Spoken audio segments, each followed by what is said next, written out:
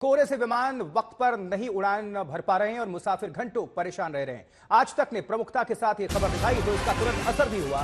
नागरिक उड्डयन मंत्री सिंधिया ने ट्वीट किया है और डीजीसीए जल्द सभी एयरलाइंस को दिशा निर्देश इस बाबत जारी कर देगी। मुसाफिरों का ध्यान रखा जाएगा, उनको वक्त पर सूचना दी जाएगी और उनकी सुविधा का बिल्कुल ध्यान रखा जाएगा।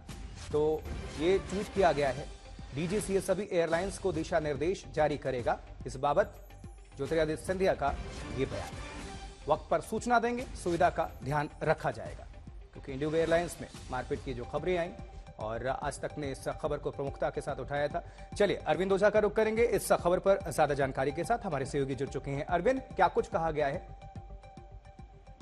नहीं, देखिए, अगर दिल्ली पुलिस की बात की जाए तो दिल्ली पुलिस ने इस मामले में सख्त एक्शन लिया है, क्योंकि देखिए किसी को भी अधिकार नहीं है कानून तोड़ने का। इस वजह से जो मारपीट की धाराएं हैं, उसके अलावा जो एयरक्राफ्ट जो सेक्शन होता है उसमें एफआईआर दर्ज की गई है। जो को पायलट है अनूप, उसने शिकायत दी थी, जिसके बाद ये एफआईआर दर्ज की गई है। आरोपी को अरेस्ट कर लिया गया, उससे पूछताछ की जा रही है।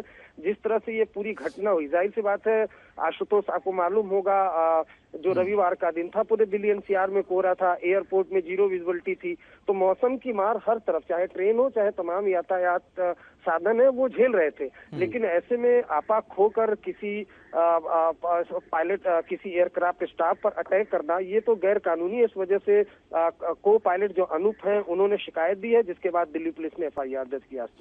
लेकिन यात्रियों की सुविधा का भी ध्यान रखना चाहिए, इसको लेकर दिशा निर्देश जारी किया गया है और इसका असर भी हुआ है। और सिंधिया ने ट्वीट किया है कि इस पर ध्यान रखा जाएगा।